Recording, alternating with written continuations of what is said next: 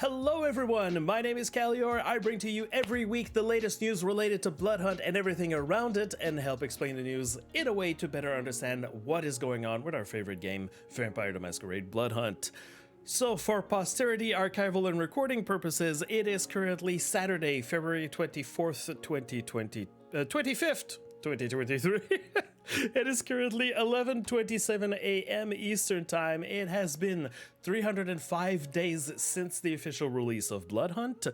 Currently activated in game is the permanent Nemesis Pass, and the current patch is the hunting rifle update. We are recording this live on Twitch every Saturday at 11 a.m. Eastern Time. If you are live, feel free to ask questions in chat and react. There you go. Hi, YouTube. And as a reminder and disclosure, I'm not a game dev. I'm not bound by an NDA. I will do the best that I can to explain the news with some reasonable assumptions. And yet again, yes, I do not work for Sharkmob. So, today, the topics we will be talking about, of course, as usual, Twitch drops, the free things that are happening, and the giveaways that are happening in the game.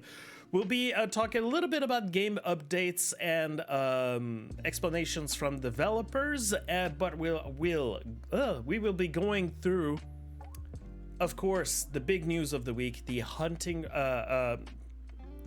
rifle update learnings article, and the announcement of an upcoming update. Also, we'll be touching a little bit about some Bloodhunt related news. One of them is going to be very, very interesting. And we will be finishing, as usual, with tournaments and events. There's a tournament that even is going to happen today, this afternoon, this evening. So, we will get right into it. And so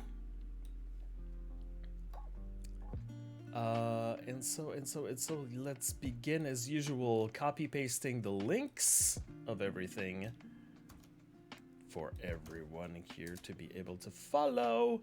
So yes, of course, this week, as most of you already know, we have the 6 previous drops, the drops of the 6 previous weeks. They are now all available. It's 6 hours of watch time in order that they were released. So to have a reward that you haven't got or that you've missed, you need to watch through the previous hours of the other ones. It's 1 hour of watch time for each item, meaning that if you missed all 6, you will need to watch 6 hours of Bloodhunt content. It is available on every streamer's channel that is streaming Bloodhunt, and has, of course, drops enabled on their channel. You'll be able to get all of these. So, after this, what's going to be happening next week? Well, we know in the Inner Circle, the content creator program of Bloodhunt, that we will be getting new drops after that. Next week, we will have a new series of 6 drops. And on top of that, next week, on top of having the new drops, we will also have the return of the OG drops that are going to be available for every streamer. And when I talk about the OG drops, I mean the Pineapple Power Swift Vision eyewear and the Milk outfit. Don't look at those dates. This is an old screenshot that I brought back, but it's just to display these. The OG drops are going to be back. And yes, you will. You're able to see all of this in my. Well, not only am I informing you, it's probably going to be on the website, but also I want to shout out my own list that I've been putting out there. List of all Twitch drops that have ever existed and incoming. And there we go. Here is the link right there. Yeah, and it's a work in project document.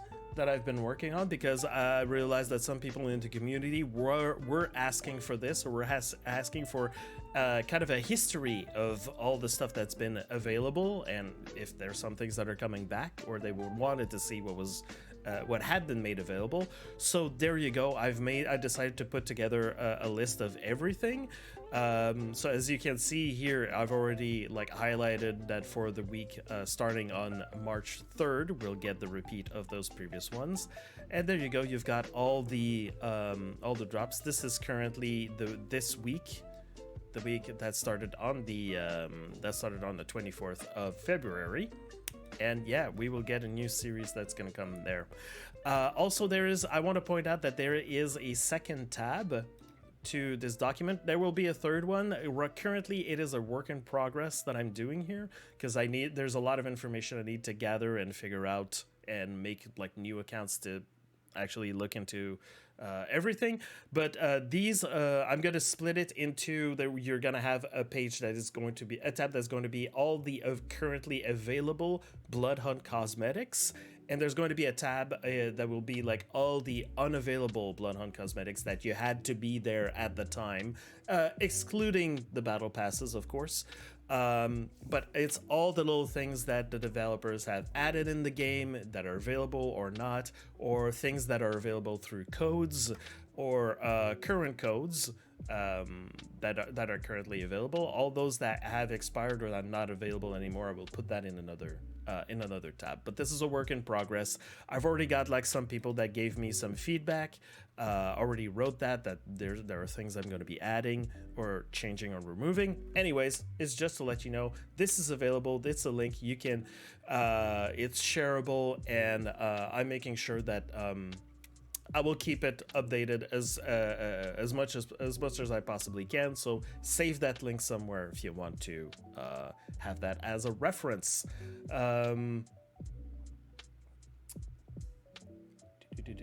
All right. So speaking of codes that are available and are about to expire, want to point out that the free Lost Lover mask. Boom. Let's get back to normal format. The Lost Lover mask is available with the code Bloody Valentines up until February 28th. So you only have a few days left to claim it if you don't already have it. It is an absolutely beautiful mask. It would be a shame to miss out on it. But in terms of free things, Tobias, most of you know, is the community community manager for Bloodhunt. He's been giving out codes on his own Twitter account, so you might want to click the link and follow Tobias if you aren't already following him. They were first come, first serve. These are all claimed, by the way, if you're looking at this. The codes for Techno Demon Mask and Fuchsia Finish makeup. Not only once, but also twice. First come, first serve on his Twitter again. Put another series of codes. And then he also did that on the Bloodhunt Discord. So on the Bloodhunt Discord, put out again, first come, first serve, those cards here.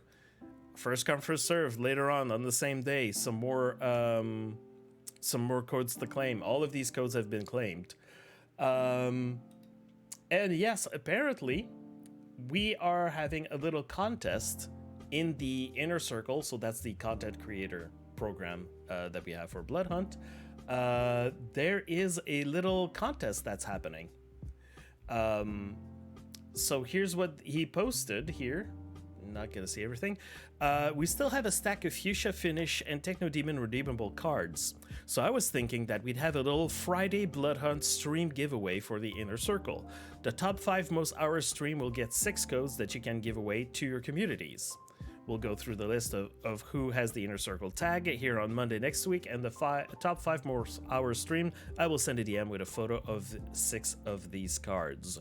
So, the way that it was written was a little confusing, But yes, it was for all the content creators that stream Bloodhunt on the 24th.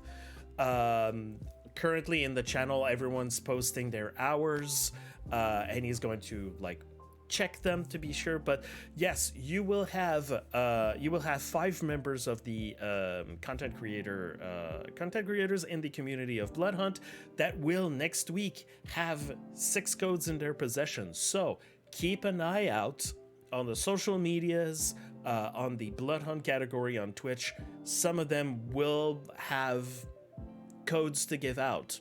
How they're going to give them out, that's entirely up to them. But yeah, if you want some of those codes, like on top of that, it's not saying how much of these, like I imagine it's probably with the distribution that he's saying to give out 6 codes. So I imagine it's 3 fuchsia finish and 3 techno demon masks. But still, that's a lot of codes that are out there, so keep an eye out if you want your techno demon masks this week. That's going to be happening. Also, someone couldn't help but notice that the cards that he gave out had the background of a lovely Bloodhunt keyboard. Now, if you've been paying attention to this channel, you've been a fan of this channel for many months, you should know that this keyboard is absolutely it should be no stranger to you, because it's been featured in a lot of contests before. It's been shown in some giveaways. It's been at the conventions that Bloodhunt has been showing up to in Europe last year. So you should know all about this keyboard. But Nevi, oh, hello, Nevi, said, how do I claim this keyboard? And Tobias mysteriously answered, by the way, you should call him Mr. Mysterious. He said that once. He said, keep your eyes open. So, a long time ago, some of you might remember that Combat Glue, the one who put all of these things together, a lot of the merch together, had said a long time ago that he was looking into talking with the people at Extrafy to see if there was a way that maybe we could purchase some of those keyboards. Maybe that's what he's referring to.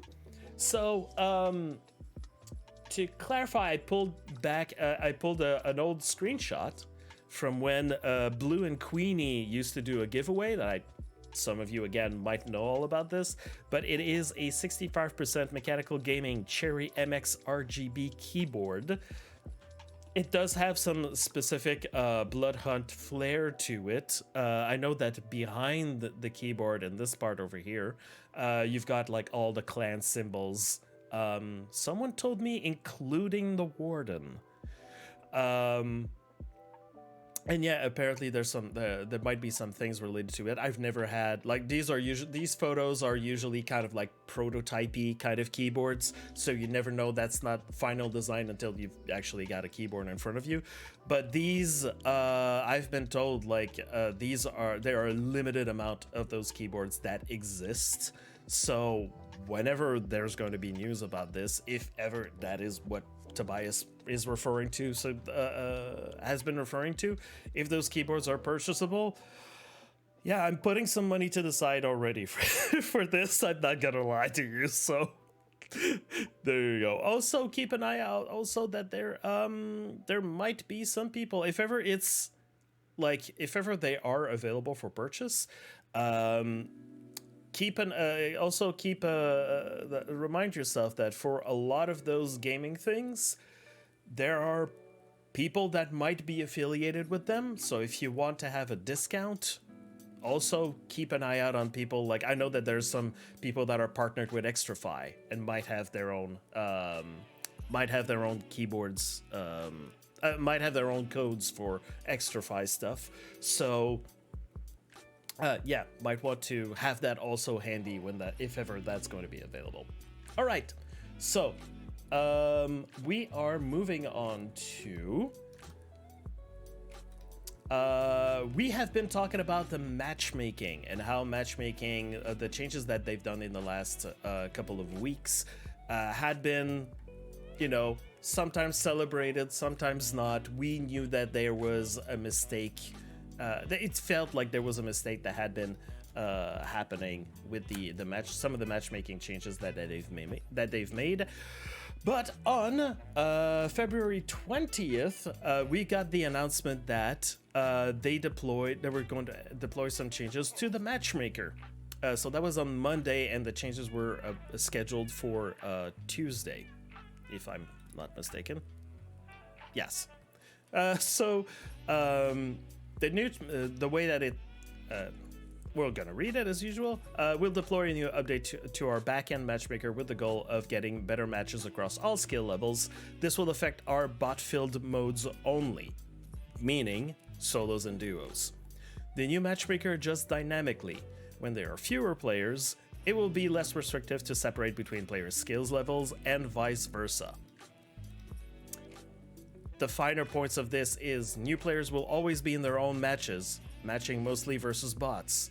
Low to mid-tier players will be likely to match it with each other, with bots filling up any remaining slots.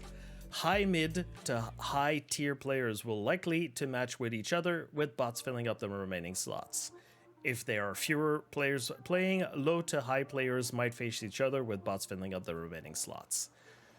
What this means is basically they are splitting the community in three kinds of buckets.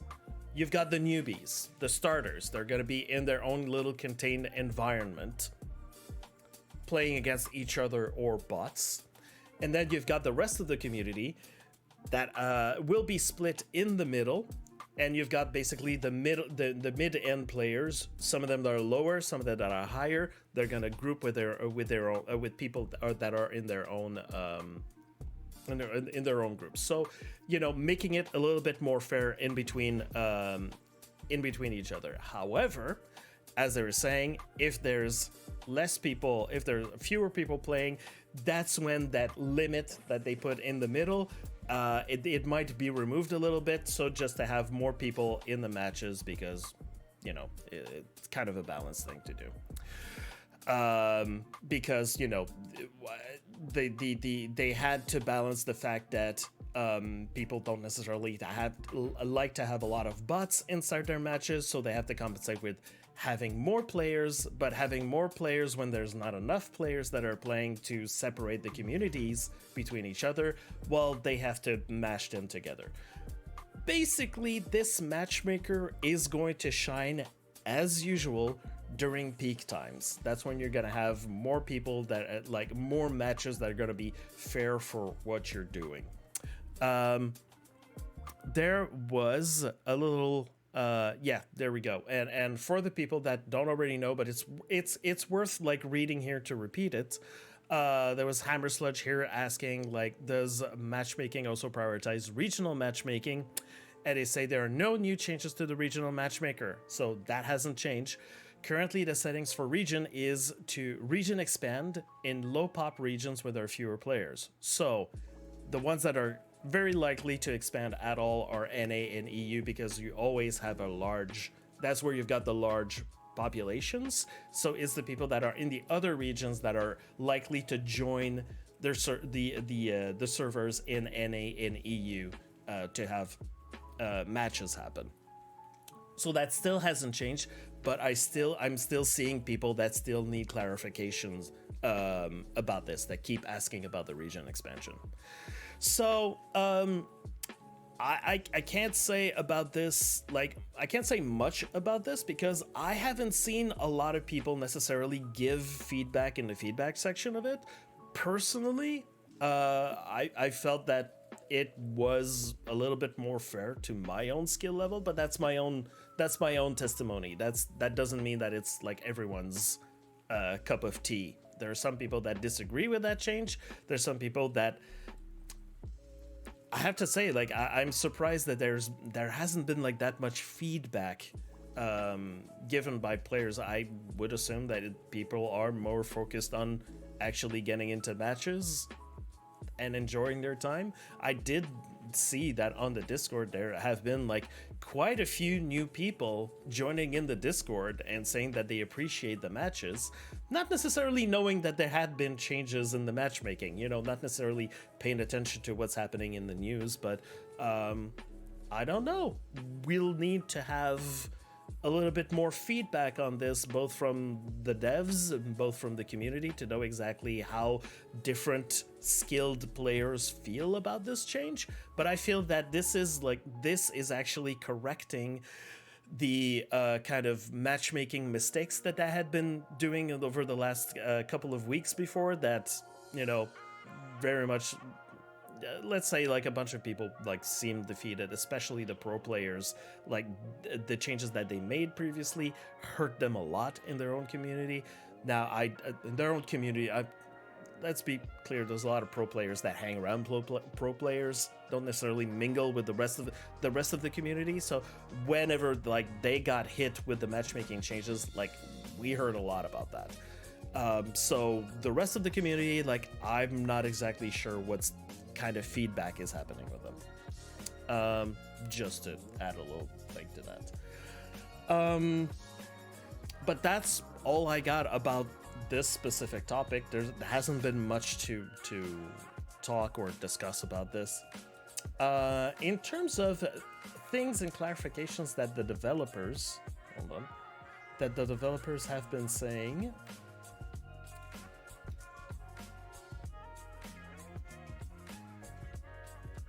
On the Discord, I'm sorry, I feel like the music is a little bit too loud. Doop, doop, doop. There we go.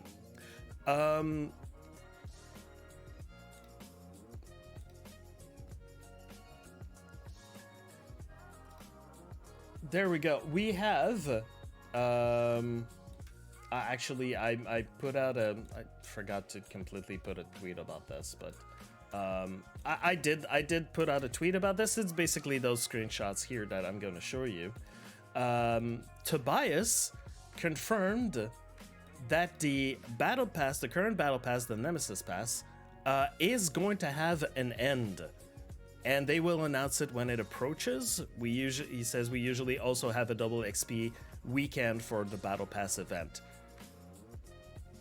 So all the tiptoeing around the fact that it was a permanent battle pass, that didn't pan out. That didn't turn out. It's not exactly a permanent battle pass, but it's a permanent until we tell you that it's not permanent anymore battle pass. There's another little discussion here about this, because some people were saying, wait, the battle pass this current battle pass is going to stay. The Nemesis battle pass is never going to end, which Tobias replied, please avoid spreading misinformation. But Minslice added, you can't blame them for saying never when Sharkmob themselves called it permanent. Maybe don't call it permanent when it clearly by definition isn't, which I strongly agree with Minslice. Tobias answers, yes, true. He and you may have missed the addendum in the patch notes explaining why it's being named as such. A permanent battle pass means that it no longer has a visible expiry date. This, amongst many reasons, is to prevent any future potential misunderstandings about when a new update might arrive. There could have been a different word than to call it permanent, or just call it a battle pass with no end date. Look, we will basically now we just expect that the battle pass will not have an end date until they tell us that there's going to be one. It's to avoid people that will, publicly post like countdowns to say, hey, there's a countdown, the battle pass is going to end, which means an update is going to come. It was to remove the pressure from the devs that they have 48 days to actually put a patch together, a content patch together for the rest of the community. Now that stress has been removed and the expectations of the community has been removed to go like, oh, it's gonna happen at this time, be ready. Now they can actually do it at their own pace, at their own leisure, and not create expectations with the community, which I understand. Just the fact that called it permanent and then essentially, we assume that it means that the Nemesis Battle Pass is not going to stay there and is going to be removed. At a point in time where a bunch of people have been requesting the battle passes to actually become permanent, and to bring back the previous battle passes so that you can actually the suggestion is you can choose which battle pass you decide to activate, and then as you play you start unlocking the rewards of the battle pass. Of course, there are it's much more complicated than that, and we've talked about this in the past, that Bloodhunt has said doing this would be considered a feature, which means more development time, and also keep in mind that some of the previous battle passes had a cost associated to them. So that also has to be taken into account of, should they do that? Could they bring it back? I know that there are some people, and again, like I've mentioned already, there are people in the community that are very divided on you should never bring battle passes again, or you should absolutely have everyone have access to the cosmetics. There's some people that have been asking for maybe bring back the cosmetics but have them reskin, so the original OG you had to be there rewards are still going to be unique for people. Some people have been putting out suggestions, but there's still no definite answer from the Bloodhunt team, from the CVC team, regarding like anything to do with that. So we're gonna have to deal with something like that. Maybe they're gonna change the name from permanent to something else, because it seemed to have been misleading. And me learning about this myself, I was also, even though I had learned about this like little specification at the end, permanent might not have been the correct word for this. Another thing that I was surprised to discover, and now you're gonna have to trust on this. Again, Tobias said there are just too few queuing for trios and TDM to have SBMM active for these modes. Even with SBMM, trios matches only start with a relatively acceptable time during 4 to 5 peak hours. If we wanted SBMM for them, we would have to do a bot backfill. Now,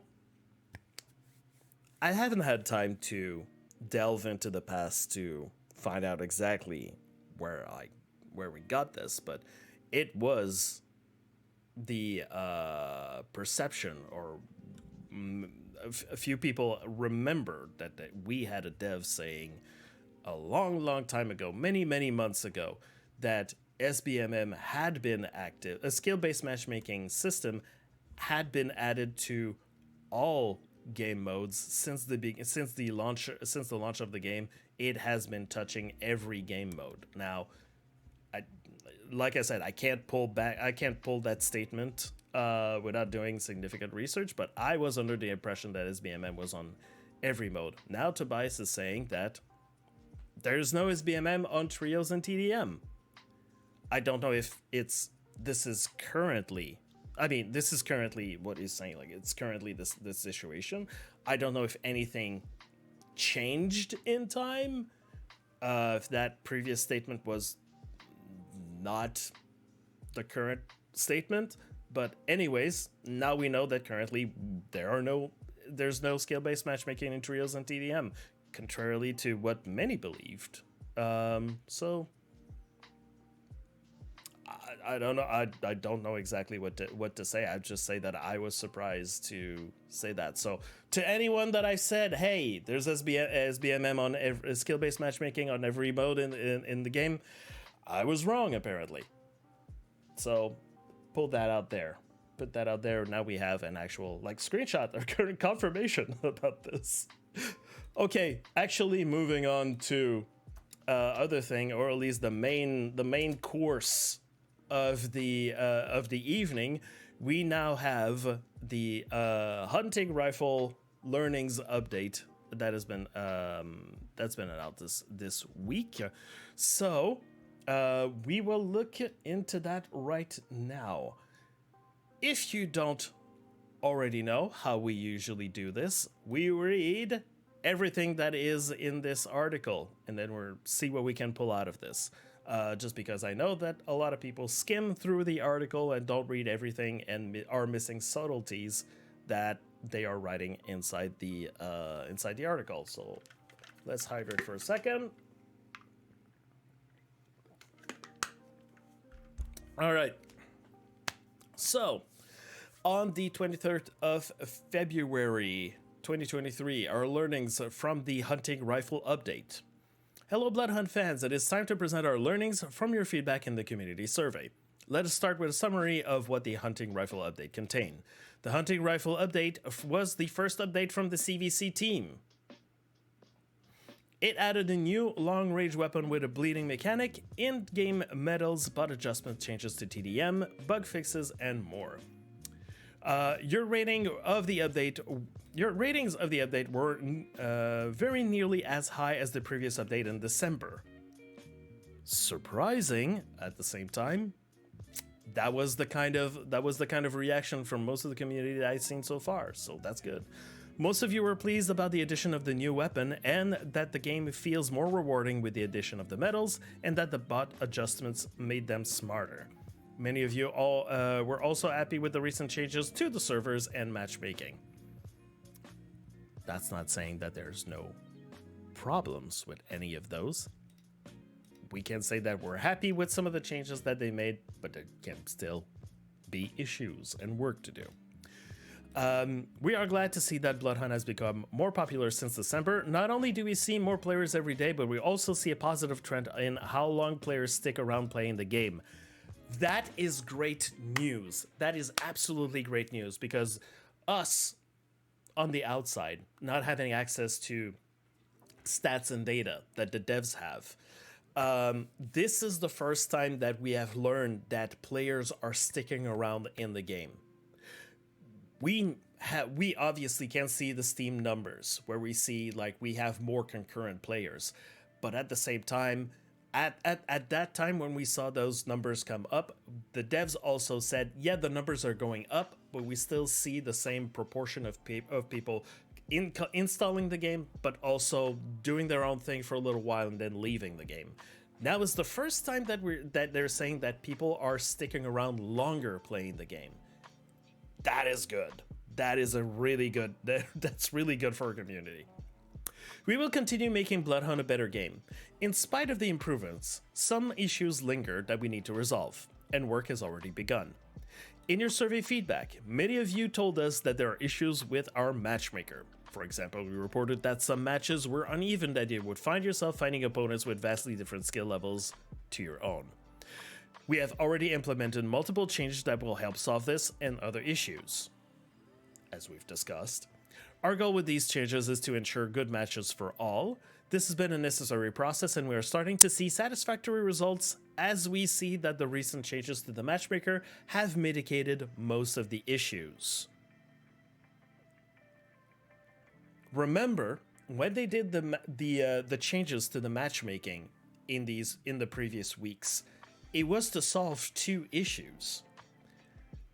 One of the issue that a lot of people skirted or jumped over, because most people were talking about the matchmaking itself.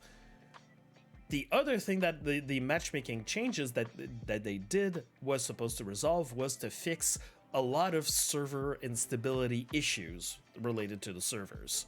So that is also the part that I said that most people were skipping over, but apparently some of the changes that they've done to the matchmaker have mitigated some of the issues. Personally, after they did some of those, they applied some of those changes.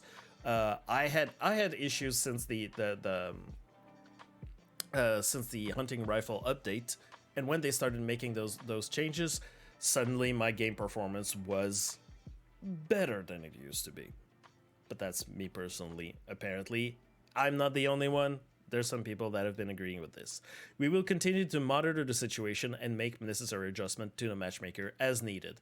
It's an ongoing process, people. What we have there is not the permanent thing. It's just working also with the population that we have. Yeah, while we are thrilled to see that we have gained more players since the December update, we are of course aware that some of you are still concerned about the future of the game, the weapon balancing, the need for more significant content, features, and so on. Let us talk a little bit about this and what we will do soon. Some people have been requesting roadmaps for Bloodhunt. I want to let everyone know that roadmaps are not something that are likely to happen. What we're going to get in terms of roadmaps are articles like this. The learnings articles have always been hinting or letting us know or pointing us towards the direction of this is what the direction that we're working on.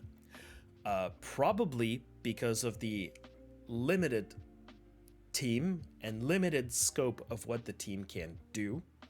And some things, including, let's say that suddenly they make a change to the matchmaker, and then suddenly all the pro players suddenly stop playing the game and stop leaving and start leaving and start being like more disgruntled than ever. Oh, suddenly that might change some plans and that might change the roadmap. I would say that there's a lot of things since the original roadmaps that they have encountered some issues that probably by this time it would have become a meme saying like, hey, hello, Kindred, we've had some changes to our roadmap again. It would have become a meme at this point. The number of times that if they had continued like with giving us roadmaps, so many things had to change, had to move around, had to skip. Roadmaps would have been a really bad idea. But still, letting us know through these articles, at least what they're working on, is kind of the best thing that they can offer at this point. Reshaping the combat and vampire powers. Based on what you have said in the survey, we are putting the focus on the aforementioned core mechanics of the game, the weapon, the archetype power, and the blood resonance progression. For the next update, we are making several adjustments to the battles of these, and it will be a major part of the next patch that is scheduled for next week. There's an additional effort from us to keep players playing by making the core mechanics in the game more interesting and emphasizing the different strengths of the different archetypes. This is kind of a mission statement that we have here. This is the kind of stuff that they will be focusing on in terms of balance and making the game more interesting. We are also clarifying the weapon arsenal in their respective roles. This in practice means that we want each weapon and its color variants to be effective at the same distance. Before, you could see a green AK and a purple variant be unequally effective at different ranges, making the purple version suddenly fill multiple roles. Not only you could use it as a long range, but it could also be quite effective at both low and mid ranges as well. Practically, the changes in our weapons will make them more useful in their specific role, which will encourage players to think more about which two weapons they will choose. Basically, it's not even... It's another level of weapon balance where they are tweaking or cutting down a little bit on the corners of what the weapon balance, what the capabilities of weapons. I might talk about this after the recording about weapon balancing and how you can do weapon balancing. But this is the kind of philosophy that you have currently in the players, where suddenly there's a few weapons that could technically almost be interchangeable from one to another, and in the hands of a capable player, they could do basically exactly the same thing. It's just doing it in a different way, but still in a way that there's not much distinction. This will add a little bit more of that distinction between some of the weapons. Thank you, HSE. Boosting archetype powers. We are boosting the archetype powers to enhance their impact on the game. In practice, this will mean that you will see the damage and area of effect of Earth Shock increasing, the Shockwave Punch knockback and damage increasing, the Subjugating Charge damage increasing, Shackles casting speed increasing, Scouting Fabulous making enemies taking more damage, and so on. So these are not the only things in the archetype powers that are changing. There are many goals of this, but the one that stands out is to make archetype powers feel more powerful in combat. That has been feedback from the community that it was to a certain point that Bloodhunt was mostly a movement and weapons game, and much less about the archetype powers of the different classes. Like, they were kind of like relegated to something of like less importance than movement and weapon skill. So this is kind of raising the bar. The intention behind this is to raise the bar and get people to use more the vampire powers. Make the archetypes that you're using actually be more used or taken more into consideration than what they are currently seeing on their end of usage of powers, or why people would necessarily like change from one archetype to the other. Like, you have to think that this is all because of what the devs are seeing on their end with stats and all that sort of stuff that we can't see on our end. Resonance progression. We have decided to remove the limitation in the progression of blood resonances. You now can continue gaining resonance by feeding on civilians up to the maximum of 12. This is interesting. Additionally, you will gain a random resonance through diablerie or feeding on entity. This is also interesting. So basically, you are working your way into becoming the maximum level power of vampire that you would find in Team Deathmatch, basically. We think that on average more players will get more resonance, and together with the stronger archetype powers, will also be able to use those more often, providing you the opportunity to showcase more of what makes your archetype unique versus the others. That's exactly what I explained. What else are we adding in the next update? I will get back to that screenshot, by the way. We have some more things coming up that we think you will appreciate, but we want to wait to reveal them with the patch notes. The next update to Bloodhunt is coming soon, on the 28th. Actually, let's go back to this right now. So, some people have been looking into that screenshot a lot.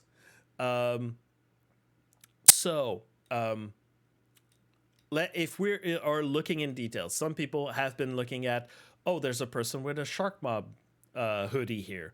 Probably they're going to be, as Combat Glue has stated on Twitter, probably these are going to be devs only, because you don't necessarily, preferably don't want any players impersonating devs or anything like that.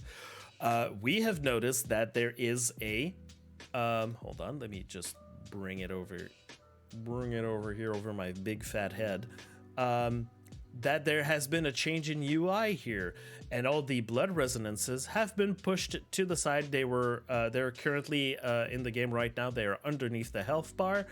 Brought the health bar down with the armor bar, and the resonances are to the side, and there's been a slight little redesign of them. Also, as you can see, there's been a redesign of the blood resonance that you can see on people. You no longer have the rectangle that is hiding a little bit of the art that is behind it. So that's been included, and also, and that's the thing that's been interesting most people. We have a few new things here in the bottom corner. We have here what looks like Corsair-like pistols. It's either Corsair, or you would think like the old-timey dual pistols, where people would bring pistols at dawn and all of that kind of stuff. Well, there seems to be two of them here. So I would say expect not exactly a starter pistol, but something that will punch more than a starter pistol, but probably will have you won't have the opportunity to spam those, and probably the reload time is going to be much longer than the starter pistol. So I don't know exactly what that's going to be, because right now that's up to speculation, but the number one items that some people have been excited about is here. This is the icon of a little boot. And if you've been paying attention to the news about double jump, when the bug of double jump was fixed, some people have been asking for the artifact boots that was in the original alpha. You used to find those orange boots a little bit around the map of Prague, and when you got those boots, you gained the ability to use double jump all across the map. This seems to indicate that the double jump boots have been added to the game. Will they work in the same way? I absolutely don't know, but this seems to line up with what we had in the original alpha test. So, bunch of people are happy about those changes. Let's get back into the article. So, you want us to do more. We're happy to see that some of the feedback and wishes you sent to us about the game were quite extensive. Some of the responses go into quite a lot of detail with both praise and interesting ideas. Some of these survey responses cover many pages, which is great to see and a real showcase of how passionate our community is about Bloodhunt. That's what I've been telling you about the survey. Make sure that you prepare already. You can already do this right now. You don't even need to have the new update happen or the new survey already happen. You can already start writing your notes that you want, or your feedback that you want to give out to the devs. You can already put that to the side. It's just like when the update's gonna happen, and you're gonna play through it, and you're gonna open the feedback, the survey feedback, go through your notes and see what's relevant and what's not, update it and go post them. You're gonna see. That's what I tell you to prepare working on already, like all of the time. We are grateful to see such passion, and we appreciate the warm well wishes towards us in the game. It encourages us and helps us keep motivated in making additional improvements to the game. While the core gameplay loop is fun to keep playing for some time, we still see a big desire for more significant content, and for us to make improvements to the core game loop. The demands are high and by no means unexpected or unreasonable. However, we must be realistic and prioritize what is feasible and what we can deliver while maintaining a healthy schedule of game updates. AKA, we want to make the gameplay fun. We want to be able to add some twists to the core gameplay without sacrificing anything or changing too much of the core gameplay. We know you've got some demands, and we understand your demands. And a lot of them, like you say, they're not unreasonable. But they're a small team, they don't have a lot of resources, and there's only a certain amount of things that they can work on at the same time. I'm gonna add to that. The feedback channel is a good channel to give feedback, give suggestions. However, sometimes you need to bring something new to the table, because what they already have lists of their own improvements, like I've always said, and they have the list of improvements that are coming from the community. Now, it's okay to repeat some ideas that some people have been bringing up. Like, it's clear they're taking, with the feedback, they're taking the temperature of what exactly is right now, what's the top one priority. Maybe this priority was at the bottom, but with the changes that we made, suddenly it skyrocketed up. That's okay. They keep a list of the feedback. Like, all the feedback is being noted on their end. There is no point in drilling the same feedback again and again and again with a purpose, especially when they know that it comes from you.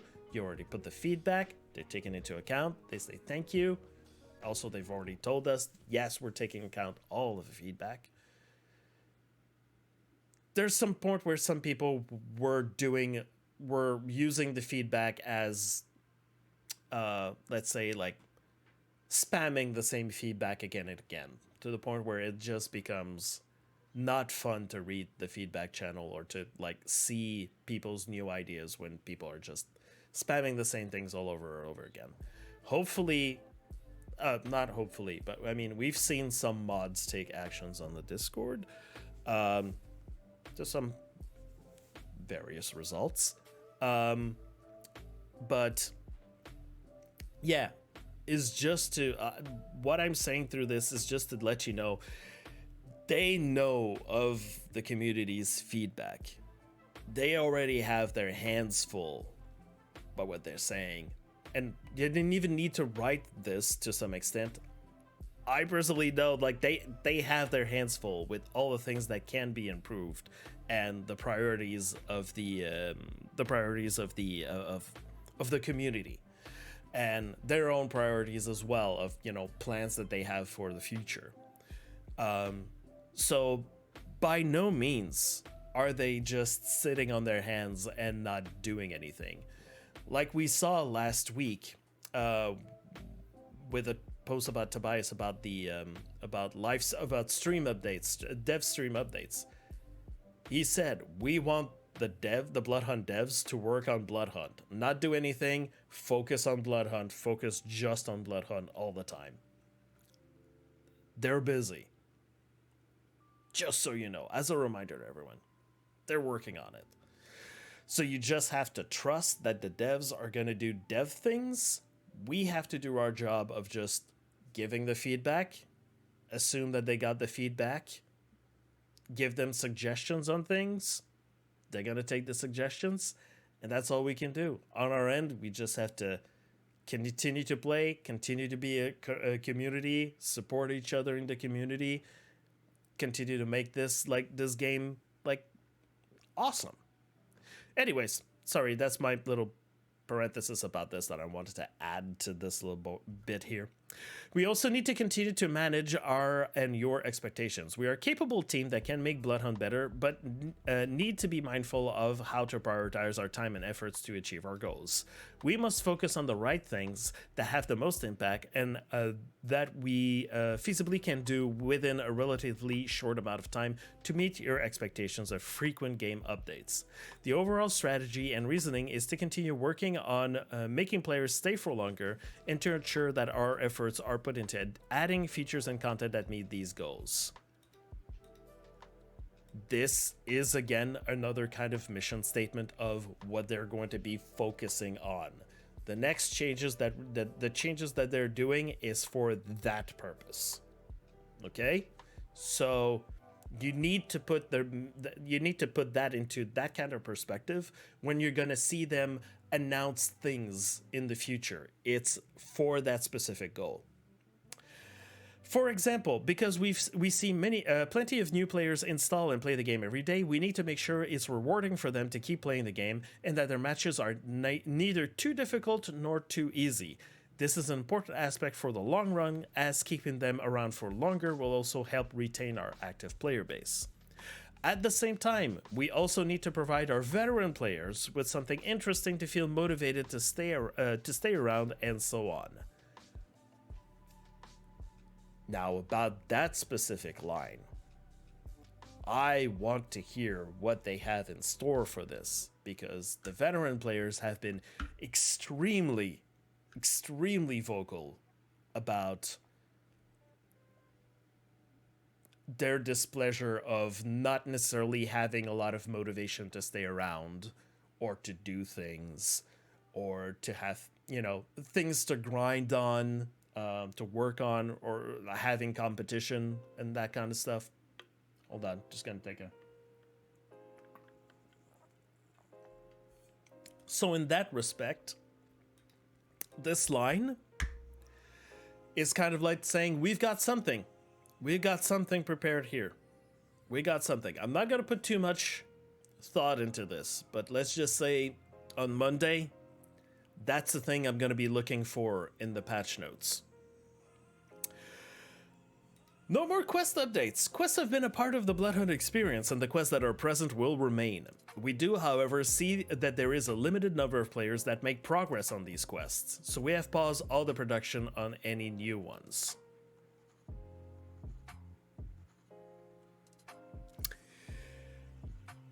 Yeah. So, I know that there's other things in those paragraphs here, but there we go. Here it's saying, black and white, not a lot of people are actually engaging in the quests, so we're not doing anything about quests right now. We see this as reason enough not to keep working on quests. The quest system also requires a significant amount of time to develop and test new quests versus what they offer to the majority of players. On top of this, there are also lingering bugs in the quest system that have taken time away from other bug fixing and optimization in the game. By not iterating on this, we can spend more time on other game areas that help us build toward better player retention. Of course, we understand that this isn't good news if you love the lore of Bloodhunt. We are investigating other potential means of continuing the story of Bloodhunt, perhaps outside of the game, but at least in the short term, it won't be through additional quests. So the people have been saying, focus more on gameplay and not about lore. We don't care about lore. Rejoice! That's not going to happen. I mean, it is going to happen. They're going to focus on gameplay and making the gameplay good. Sorry for the people that were interested about the lore. That's not going to happen right now. It's not saying that they're not going to do that ever. It just means that right now they are pausing the production of any new ones. So maybe in the future they're going to come back. I want to take a moment to bring out something that Meriden has posted. Meriden Unknown, by the way, is our Bloodhunt lore guy that's been making lore videos, and that is currently working on the Bloodhunt wiki for the new V5 wiki that World of Darkness has put out there. I know that he's been working on this, on trying to put in as many lore bits from the game inside the wiki. On the World of Darkness website, where most people are mostly, I would say that like their main care is about the canon lore that is inside of Bloodhunt. He had this to say about that announcement. Yeah, we get just as much story movement from the NPC dialogue as we ever did from the quest, and nearly as much from the journal. They used to do out-of-game lore articles too during early access that would also suffice if all else fails. I know some of the narrative team moved over to their other project, but there is still a lot of stuff that was written, even just about the character's past, that hasn't been revealed yet. So there should be a decent amount of story left to put out in the game, even without making new stuff. So, if you're worried about the lore, just know that there's still stuff in there. I know that there's some journal entries that are still, that can be unlocked at some point. I don't know exactly what's their plan for this. But yes, there's still other ways that the story can actually continue, go across, and so on. So, no additional quests. But like you said, investigating other potential means of continuing the story, perhaps outside of the game. Meriden just explained that kind of stuff. What are we prioritizing exactly and why? It's clear from reading many of your responses in the survey that you want us to spend more time making improvements to the path of progression in the game. When we look at the data, the resonance system is underutilized, and the archetype powers aren't used as often as we might want to see, which means that many players never truly experience the power of a fully boosted vampire. Basically, most of the new players who play Bloodhunt will not fully experience what is possible in our unique and versatile combat system. This makes us shift some of our priorities to enhancing the combat and power experience in the game. Also, since weapon balancing continues to be a debate, we see a clear indication that we need to put some effort into those areas as well, and we have something planned for it in our next update.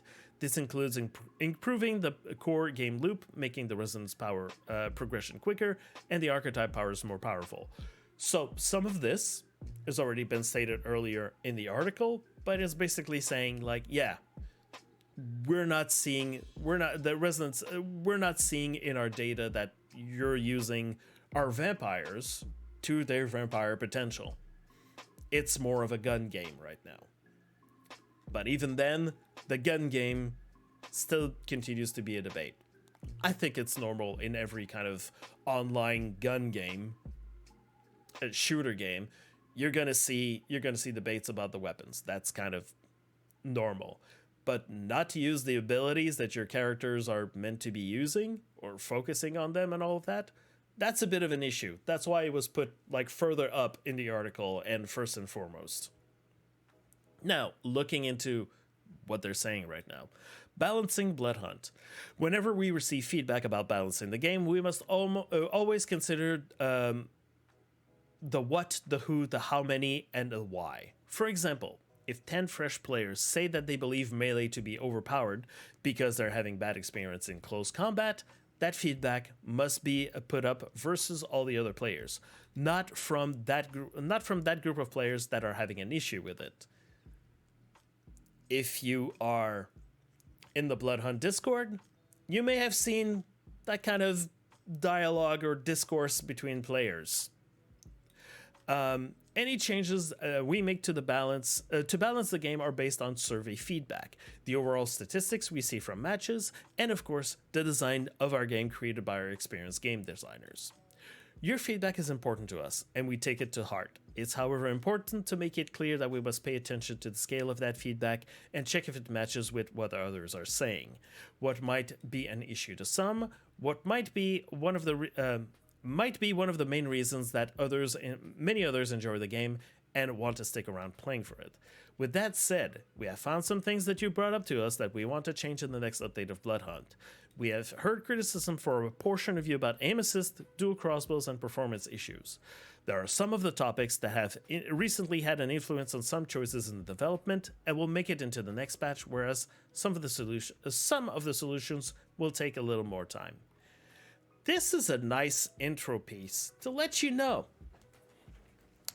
your experience, or the experience of a group of you, is not exactly the same experience as the rest of our players.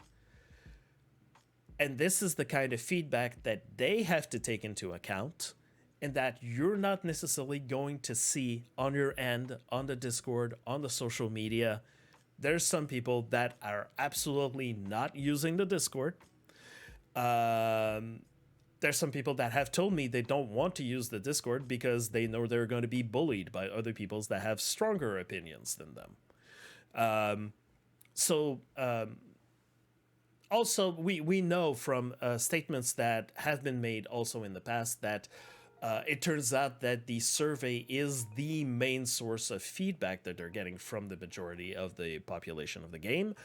But they are also taking all the sources, like all the feedback from all the places, all taken into account, but where the feedback is more clear and precise and comes from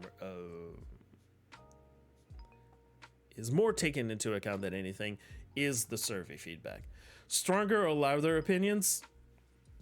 I would say louder opinions, but there's some people that use their opinions as basically bullying other people. So some people have said something, got bullied, then never stepped back into the Discord. It was the same thing for the Reddit at some point as well. But anyways, this is just a reminder that you might see some streamers talk about some things. You might see some people be vocal about other stuff. It doesn't necessarily mean that because they are louder, that it means that it's the same feedback from everyone else, or that it's the same feedback from a majority of the players. I have shown some statements that have been made on the Discord by some devs in the past few weeks that go against what seems to be the common or most popular opinions about this or that other topic, and they say, however, look at this is the data that we currently have. That doesn't seem to fit what you are explaining is your reality of the game. And like I said previously, that makes for very interesting conversations and decisions that the developers have to look into and decide. Because, yeah, ultimately it's them that decide exactly what happens. We may be loud about our opinions and we may disagree with some of the decisions that the developers make, and they may back down on some of the decisions with the feedback that we're giving them. We're gonna see. Sometimes they make some changes just to see exactly how we're gonna react. Sometimes you never know exactly what kind of reactions people are gonna have. Sometimes you can predict them. Sometimes you have interesting results. That being said, oh my god, we're going to go into dual crossbows. Alright, so, additionally, we have looked at the state of the dual crossbows, a weapon designed to require less aiming effort with its area of damage effect and relatively high fire damage output. While this weapon has been a good way for fresher players to have a chance versus the veterans in fight, we have already mitigated this when separating these skill ratings, which now enables us to lower the AoE, fall of damage output, and the rate of fire. And that is all that they had to say about the dual crossbows. And I've seen reactions from the community about this. So, personally, it's exactly as I've already said on some of my streams about what is possibly happening in the background, and this sentence is exactly justifying what I was thinking. It is the weapon design of the dual crossbows that is currently taking over. This is the goal of the dual crossbows: less aiming effort because of the area of because of the AoE, high fire damage output. They've tried to mitigate this. They've tried to mitigate this by changing some things. But still, the design of the weapon is not changing in their minds. They're not going to change the design of the weapon. My feedback, and I'm stepping away from just being standard newscaster for a second. My opinion on this, and I've been adamant about this, I think that they need to stop that kind of thinking. I think that, and I know it's sacrilegious, is to ask them to change the weapon philosophy and make us forget about dual crossbows.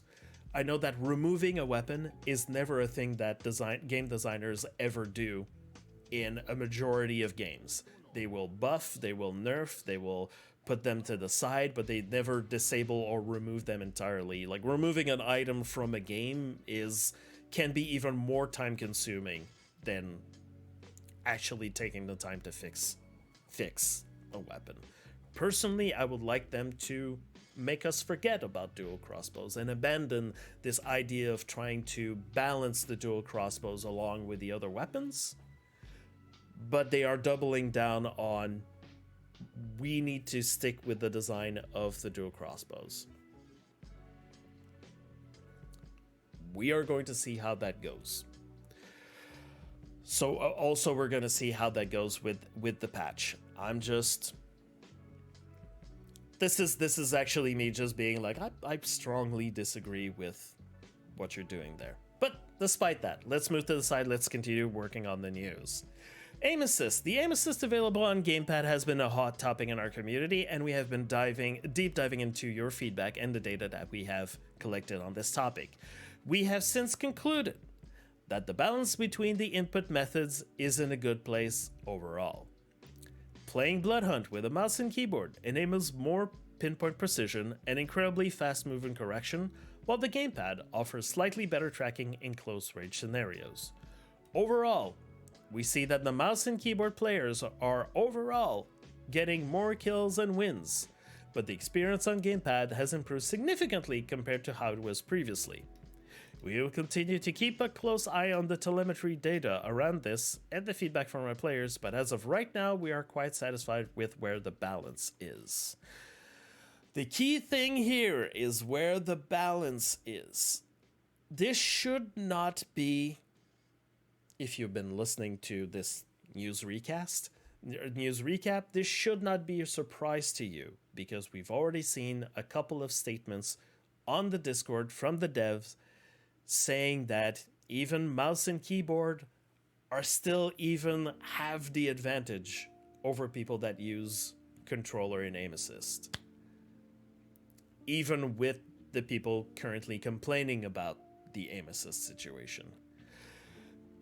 I like that they're saying, basically, this is our statement, but hey, we're keeping the doors open for people to disagree with us. We're going to keep an eye on it to see if there's anything that is against what seems to be the very, very loud opinion that aim assist is way too high. Therefore, the issue and the debate will continue to happen, I suspect. But in their end, they see that this is balanced right now. That mouse and keyboard and the stats of people winning and getting kills with mouse and keyboard is getting close to the same kind of data with people using gamepad controllers. There's nothing else to say about that, except we're going to continue to see how this evolves. That is what exactly they're saying. Bloodhunt's performance. We have heard that some of you have expressed concern about Bloodhunt's networking performance. Yes. We have made some progress in our investigations into this and already made some initial improvements. We encourage you to visit Sharkmob support when you experience issues with network-related performance so that our team can get more data on the issues we are facing. The more information we have on this, the easier it will be for us to track it down and find additional solution. We will continue monitoring the feedback on this and will put in efforts to make your experience even better. Some tweaks are coming already in the next game update. There you go. More changes coming in. But yes, as we've already previously noted in other recaps, yes, even though I know it's a pain, I know it's so much of a pain, you just need to fill in a form. That's basically it. Fill in a form, add your data to it, send it. They're going to look into the game performance. It really isn't that much of a big deal, people.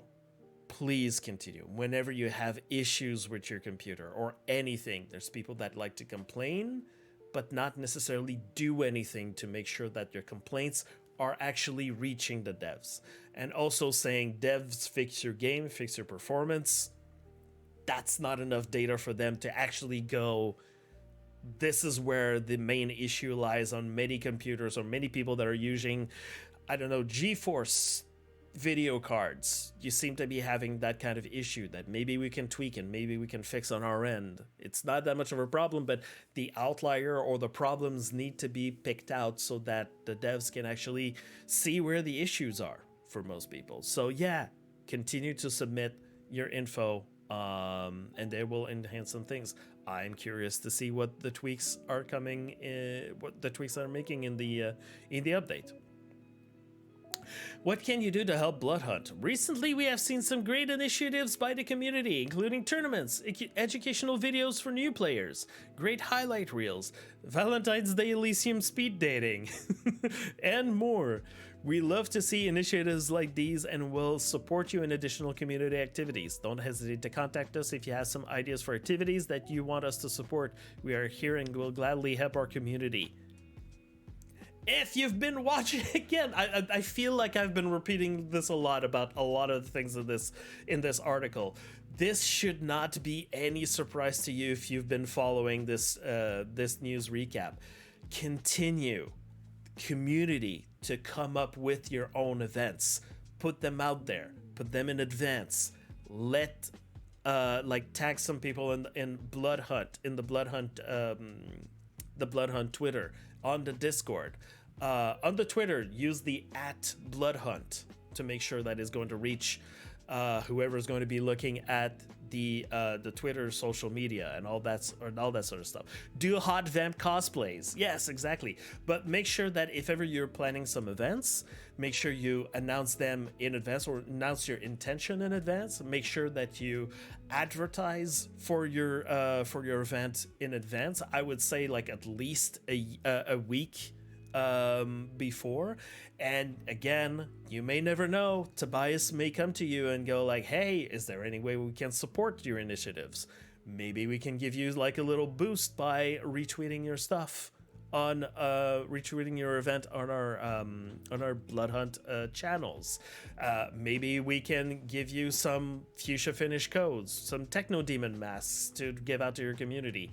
Maybe we can maybe there's other stuff that we can give you. Maybe we can do like for your tournament, we can give you some credits to give out to winners of your competition, whatever kind of competition you're trying to pull off.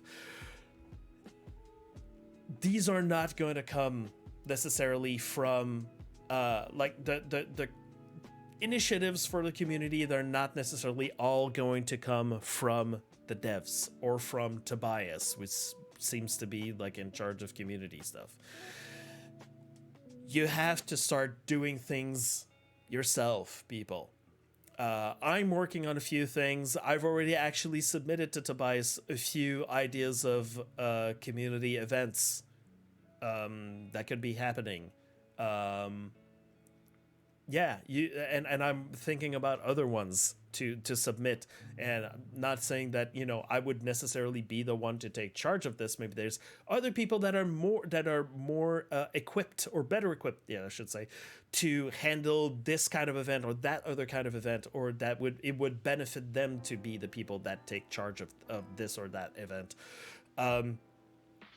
Yeah, it's for the community, ultimately. It's to have some fun events. It's to have some competition. It's to have some engagement from people in the community. Say like, hey, it's not just like all vamps and shooty bang bang suck, as I've been known to say. Like we can do fun stuff in the community.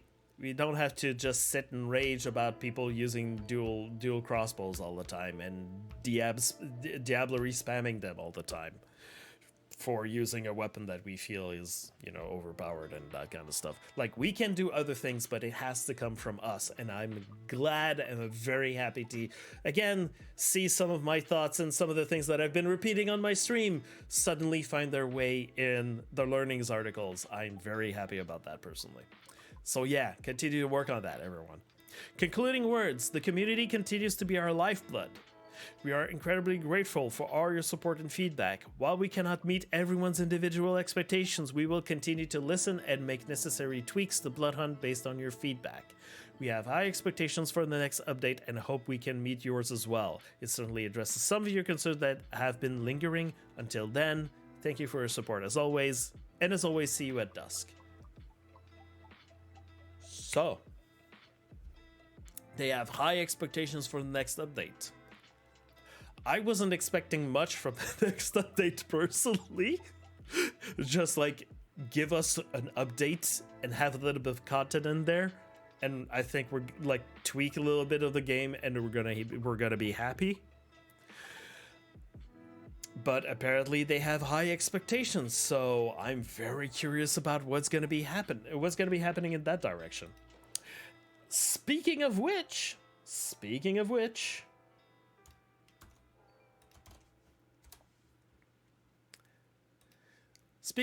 they have confirmed that on Tuesday, February 28th, we are getting the combat and power update for Bloodhunt. Full vampire experience will be unleashed as the battle in Prague reaches supreme intensity. What am I saying? What am I talking about? Don't miss it. Full patch notes on Monday. Patch notes on Monday. Update that is going to be focusing on basically what they've been hinting at in the article that we've just read. Combat and power update, the full vampire experience. Basically, focus on the vampire. focus more on the vampire, some tweaks.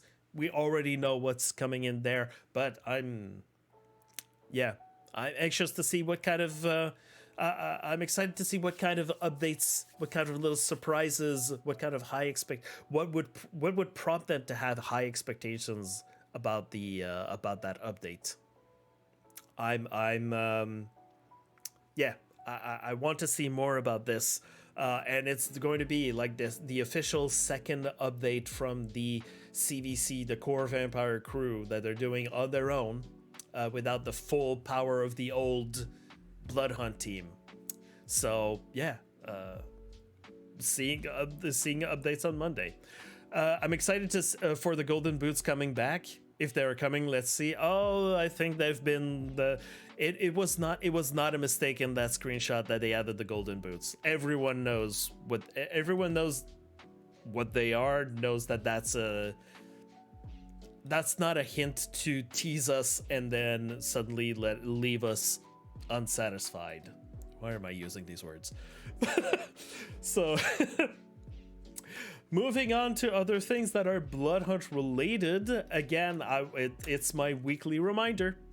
Everyone, to remind you, if you've got some clips, if you got some videos, continue to submit them on the Bloodhunt Discord. There's a special section in the Bloodhunt Discord about the video and the video submissions. There's been news that apparently they have been working on reviewing videos and putting a reel together. So we might see that coming in the future. Maybe to celebrate the new update. Who knows? But yeah, just like it's never they've confirmed like it's just like never ending. They already have a lot of material, but still keep sending it in. We never know exactly what the editor is going to do with this, but yes, there's an editor that's already been working on this. There has been a little video, again, every week we've been seeing Sharkmob put out some stuff about Sharkmob.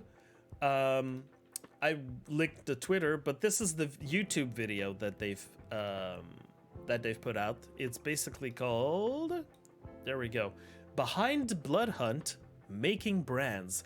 Basically, everything that is brand related that you see inside the game.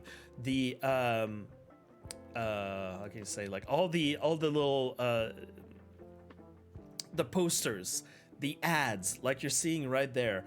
All these brands had to be put together, and it's basically this guy talking about all of the things that are around the game of Bloodhunt, how they managed to make some of them, and you even get a lot of tidbits, a lot of little tidbits behind it. That let's say that this Girls was actually inspired by a Talking Heads album cover.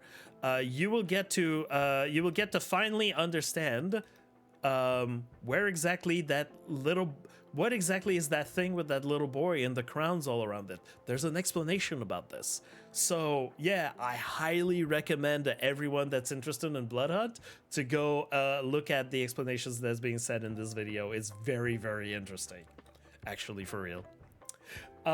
And thank you, Masquerade. Speaking of Masquerade, that's currently in chat, Masquerade made me realize that I missed something in the news. I missed something that had been announced, and that is hold on, oops, I misclicked something here. There you go. A job posting by Sharkmob about a job posting here, but it's saying here's the little tidbit that some of you might be interested in, is that Sharkmob is working on an open-ended online action-packed experience. So that's giving us a hint of exactly what their number 2 game that they're working on, because they're working on 2 different games. So Bloodhunt being the first one, the second one is apparently open world online action-packed experience. And we know that it is going to be different from the genre that Bloodhunt is. From what I've heard in a video, apparently it'll be more in the kind of games that some specific other people are interested in. So probably not Battle Royale. So yeah, that's just a little hint. And yeah, thank you, Mokrai, for pointing that out to me. I completely missed that. Now, branching a little even more on Vampire the Masquerade type of information, I wanted to bring out the fact that Vampire the Masquerade Swansong on May 18 will be now available on Steam. So Vampire the Masquerade Swansong is more of a it's an RPG. It's a little bit closer to what Bloodlines was without necessarily being Bloodlines 2. It's still different enough to say that it's not Bloodlines, but it's an RPG experience on third person where you can play 3 different characters. Swansong had been made available in May 2022. It's on PlayStation 5, Nintendo Switch, PlayStation 4, Xbox One, on Windows Gaming, Xbox Series X, and Series S. But it had not been on Steam yet, so now, I guess it's because of year-long contract or something like that. Now it's finally going to be on Steam. Check bench, I kind of agree with you. I have purchased the game myself already, not on Steam, but on Epic Games. It's on. I forgot to mention it's on Epic Games Store. But some people have been liking the game experience. Some people have been liking the art style, apparently. And I'm eventually going to play it on my stream. But yeah, I just wanted to mention that. Now, our good friend and person you should know in the community, Bezpart, is starting to talk. Like, he start talking about the next Bloodhunt tournament, and he's asking people to give their opinions. What exactly do you want to see differently in this next tournament? Go start a conversation with him. Go on his stream. Go on. I don't know if he has a Discord, but like start talking in this thread. He wants to get some feedback from the community. If you want to be a part of another tournament, the last one was a success. There were some things that he said he wanted to improve on. Probably would need some more people to help out for that tournament. So yeah, please go in there. Go in there and help Bezpart, because the more feedback he's going to get, the more help he's going to get, the more direction he's going to get on what exactly players want inside the tournament, the quicker a tournament is going to be made, you know? So go. So yeah, go ahead.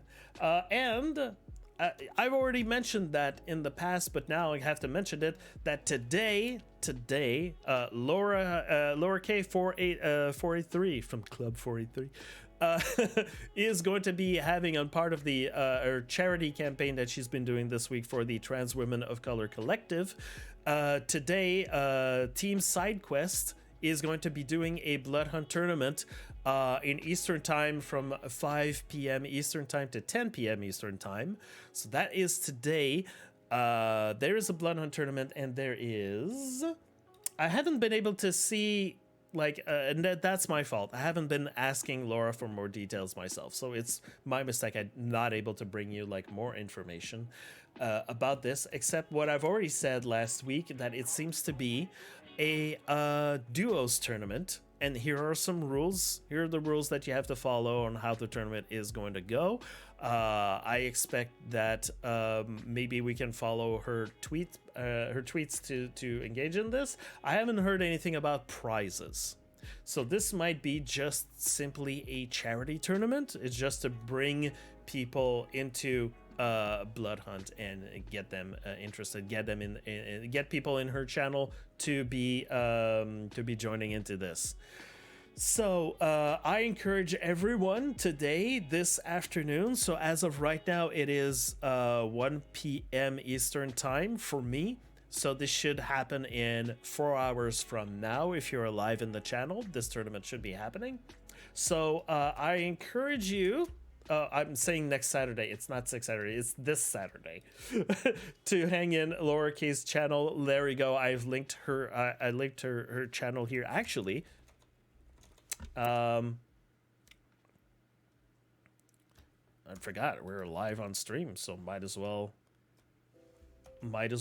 do it properly. And there you go. There's a shout out for her if you want to follow her stream so you can know when she is going to be live with this. And as for I don't have anything 4 hour. Yeah, it's 3 a.m. for you. I'm sorry about that. So yeah. I know that she's been practicing, so maybe I can find some information that she's been doing some tournament practice in the last few days. So might as well join in. So I don't have anything else to bring you in terms of community stuff, except for my own thing. My own thing is that for the whole month of February, I was taking new subscriptions to fulfill a list of subathon objectives that I had. I managed to reach oh my god, this is probably way too big. I managed to reach some objectives. Sorry, I'm bringing it back. I'm going to be like on my stream playing at some more specific times. I have to decide when I'm going to be playing like some bits of Alien Isolation for the first time. I've made a Discord, by the way, right now. Thank you, Masquerade. The Discord link is currently in the chat, so I'm going to be posting a lot of information there. There will be probably next month a Discord karaoke night, but most importantly, and why I'm talking about this on this new stream, is that I'm going to start working on getting a Bloodhunt Talk Show happening. I will be putting it in the next few weeks. I will be workshopping exactly what a Bloodhunt Talk Show is supposed to be. I already have some ideas because I put that idea forth because a bunch of people have asked me to start doing this. So I'll be thinking about exactly what does that mean, and what exactly that is going to mean in part of the part of Bloodhunt community. Like, although, like, I will say already that my objective with this is going to use this to strengthen either the knowledge of the game's history, but mostly strengthen the community. Try to bring the community together in order to build a stronger, better community to help with what we've talked about earlier, the fact that the community is growing and we need to have a good, solid basis of our community to help welcome and help have a network of help for the people that are joining in, and make sure that we are a community that sticks together and that is not going to get completely lost in our petty rivalries and the kind of stuff together. So yeah, I'm going to be asking a few questions of what people might want to have. I'm going to be asking, oh, you have some suggestions for me? Okay, good. Yeah, exactly. I want to have that discussion happen on my Discord of exactly what people want to see. I will put drafting some ideas and stuff. So if you want to like put out some ideas, go join my Discord. I will be starting a topic about this. I'll be opening a channel specifically about this, so we can just put a bunch of ideas and I'll be talking about this specifically. And yes, that is what we have currently in terms of Bloodhunt news for the week. So now, what can we expect now? Well, on Monday, patch notes. That's gonna be interesting. Tuesday, the combat and power update is gonna happen.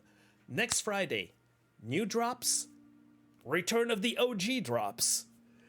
And yeah, we're gonna see exactly how that is going to be, how those drops are going to be made available. We're probably gonna have the website updated to show us the new next series of 6 drops that we've been told is going to happen. But yeah, for the moment, that is it.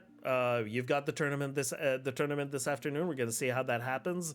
Again, suggest that you go help out Bez so he can start already working on the next tournament, what is going to be. Yeah, and as usual, keep thinking about ideas, submit your ideas to make community events and all that sort of stuff. And that maybe we can get some even more Techno Demon codes out there for people to win.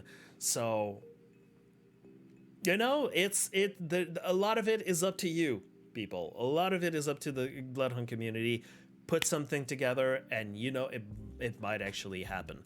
And support each other. So, I will say my usual reminder of the week that there's more and more people that are discovering Bloodhunt.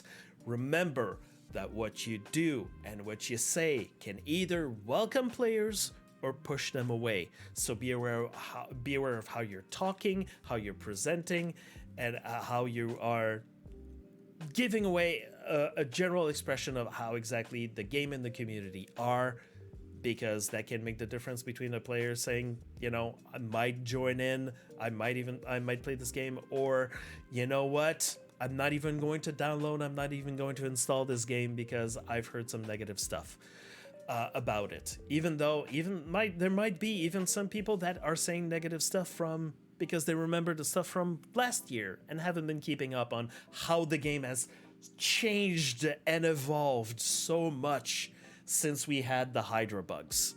There's still some people repeating the same kind of stuff about, hey, has the reload bug been fixed? And people don't know. Some people don't even know that the game is still alive. So be aware that what you're putting out there is reflective of the game and reflective of the community. And also, as a general reminder, if you do pick up some details that might be interesting or might be newsworthy, don't hesitate to contact me. Let me know. Give me screenshots of convos. Give me links of VODs. Again, I'm on, like, all my socials were posted there. I've got the Discord. I've got the Twitter. DMs are open. There's only 24 hours in a day. I can't be on every streams. I can't watch every VOD. And my IRL work has been absolutely grueling for me, so I haven't been able to actually delve as deeply as I normally would have on a lot of topics. So yes, if you can help, I would appreciate it. Please give me a follow on Twitch. The channel keeps on growing, and I appreciate everyone for joining up. And remember that when I stream Bloodhunt, you will always have the special drops on my channel. I will always do what is necessary to make sure that I've got the drops on my channel, and I always do some code giveaways. The purple paint jacket and the candy kid glasses. I always make sure I have some of those codes in my back pocket to give you whenever there's going to be like a bunch of people and I'm streaming Bloodhunt.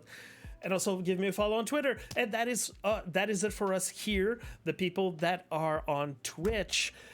Please stick around after I'm done with the recording. I'm going to be doing a purple paint code giveaway right now.